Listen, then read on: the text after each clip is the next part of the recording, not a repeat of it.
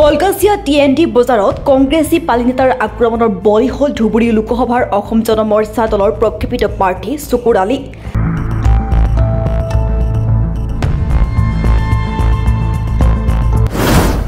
আক্ৰমণকাৰীৰ বিৰুদ্ধে কলকাছিয়া আৰক্ষী থানাত এজাহাৰ দাখিল চকুৰ আলী। দ্বিতীয় পৰ্যায়ৰ নিৰ্বাচনী প্ৰচাৰ তুংগত উঠাৰ সময়তে আমিন আলী নামৰ এগৰাকী কংগ্ৰেছী পালি নেতাই চকুৰ আলীক আক্ৰমণ কৰাৰ অভিযোগ। অসম জনমৰ্চা দলৰ ২ নং ধুবুৰী লোকসভা সমষ্টিৰ প্ৰাৰ্থী চকুৰ আলীক আক্ৰমণ কৰাৰ ঘটনাই চাঞ্চল্যৰ সৃষ্টি কৰিছে। মন্দিয় সমষ্টিৰ টিএনডি বজাৰত নিৰ্বাচনী প্ৰচাৰ চলাবলৈ আহি আক্ৰমণৰ বলি হ'ব লগা হ'ল চকুৰ আলী। টিএনডি বজাৰত নিৰ্বাচনী প্ৰচাৰ চলোৱাৰ সময়তে আমিন নামৰ কংগ্ৰেছী পালি নেতাই প্ৰথমে চকুৰ আলীৰ বাহনত আক্ৰমণ কৰি দলীয় প্ৰতীক চিহ্ন ছিঙি দিয়াৰ পিছত চকুৰ আলীৰ আক্ৰমণ কৰে বুলি অভিযোগ উত্থাপন কৰিছে। চকুৰ আলীয়ে উক্ত ঘটনাৰ সন্দৰ্ভত কলকাছিয়া আৰক্ষী থানাত এজাহাৰ দাখিল কৰিছে বুলি জানিব পৰা গৈছে। উল্লেখযোগ্য যে চকুৰ আলীক ভয় কৰি কংগ্ৰেছ প্ৰাৰ্থী ৰকিবুল হুছেইনে গুণ্ডা বাহিনী লগাই চকুৰ আলীক আক্ৰমণ কৰিছে বুলি চকুৰ আলীয়ে অভিযোগ কৰিছে।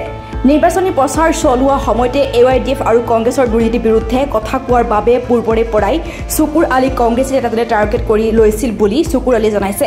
অভিযোগ অনুসৰি আমিন নামৰ কংগ্ৰেছী নেতাজনে টিএনডি বজাৰত প্ৰথমে চকুৰ আলী বাহনত আক্ৰমণ কৰি দলীয় প্ৰতীক চিহ্ন ছিঙি দিয়ে, পিছত আক্ৰমণ কৰে চকুৰ আলীক। চকুৰ আলীয়ে AYDF আৰু কংগ্ৰেছৰ দুৰ্নীতিৰ বিৰুদ্ধে মাত মতাৰ বাবে AYDF আৰু কংগ্ৰেছে গুণ্ডা বাহিনী লগাই মাৰপিট কৰাৰ অভিযোগ উত্থাপন কৰিছে চকুৰ আলীয়ে। ফলত কংগ্ৰেছ আৰু AYDFৰ গুণ্ডা বাহিনীৰ বিৰুদ্ধে এজাহাৰ দাখিল কৰিছে চকুৰ আলীয়ে।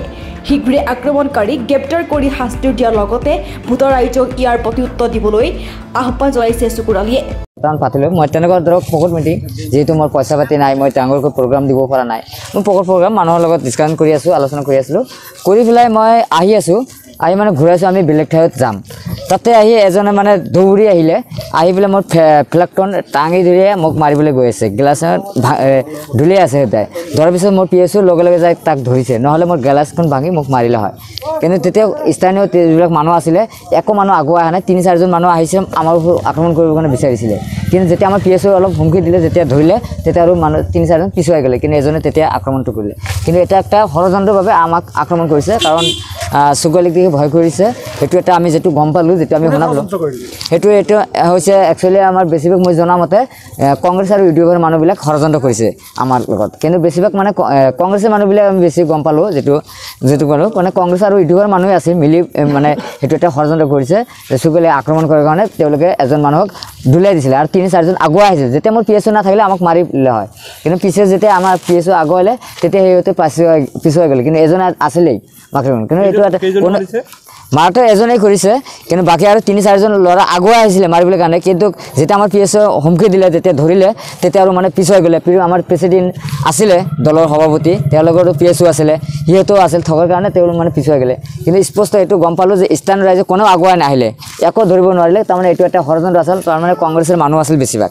সেইটো এটা স্পষ্টভাৱে যে ৰকিবুলৰ গুণ্ডা বাহিনী তাত লগাই দিছে চকুৰ আলীক আক্ৰমণৰ কাৰণে। কাৰণ চকুৰ আলীৰ লগত আৰু ৰকিবুলৰ লগতে ফাইট হ'ব, বাকী কাৰো লগত ফাইট নাই। সেইটো কাৰণে তেওঁলোকে এটা মানে ইচ্ছু লগাইছে, এইটো যে চকুৰ আলীক যেনে তেনে আক্ৰমণ কৰিব লাগে। সেইটো এটা খালি আজি নহয়, আগৰ পৰা তেওঁলোকে আমাক টাৰ্গেট কৰিছে। UDF আৰু কংগ্ৰেছ আমাৰ ফালৰ পৰা টাৰ্গেট কৰি আছে। সেইটো আমি এতিয়ালৈকে গম পোৱা নাই, কিন্তু এতিয়া আমি যিটো শুনা পাইছোঁ তেওঁলোকৰ যে যিটো খবৰ পালোঁ, আমি ইয়াতে 3-4জন মানুহক সুধিলোঁ যে তেনেকুৱা, তাৰ এড্ৰেছটো মই মিলালোঁ। তেতিয়া ক'লে কয় এইটো বেলেগৰ লগত মানে কিবা কিবি আছে, কিন্তু দুটা দলৰ পৰা মানুহক ইচ্ছু এটা লগাইছে। সেইটো আমি গম সেইটো এনটি বজাৰ বুলি কয়, কেন্টি বাজাৰ বুলি কোৱা হয়। তাতে নামটো কিবা আনাৰ না কিবা আছিল, আমিন আছিল। সেইটো হয়, মই এজাহাৰ দাখিল কৰিলোঁ। আমাক মাৰিবলৈ আহিছে, আমাক PSO নাথাকিলে আমাক মাৰি পেলালে হয়। সেইটো এটা গুণ্ডা বাহিনী লগাই দিছে, UDF আৰু কংগ্ৰেছে লগাই আমাক আক্ৰমণ কৰিবৰ কাৰণে বিচাৰিছে। সেইটো বেছিভাগ কংগ্ৰেছৰ মানুহে আছিল বেছিভাগ।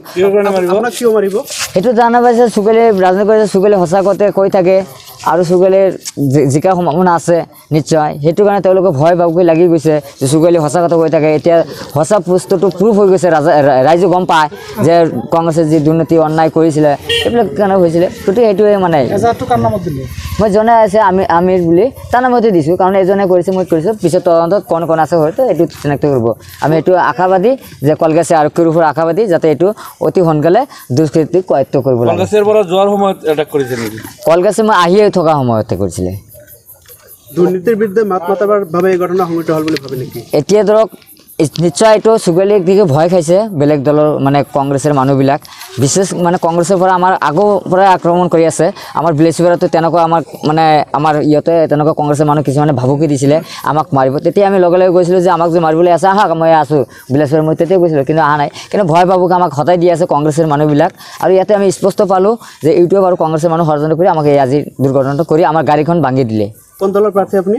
মই অসম জন মৰ্চা দলৰ প্ৰাৰ্থী আজি কি কিয় আহিছিল কলকাতা? মই নিৰ্বাচনী প্ৰচাৰৰ কাৰণে মই প্ৰচাৰ চলাই আছোঁ পকেট প্ৰগ্ৰাম আমি তেনেকুৱা ডাঙৰ প্ৰগ্ৰাম চলা নাই মই সৰু সৰু পকেট প্ৰগ্ৰামবিলাক চলাই আছোঁ কেই বজাৰ ঘটনা? সেইটো 5:15 মিনিটৰ ঘটনা ঠিক আছে মহিবুল ইছলামৰ ৰিপৰ্ট এনি লাইভ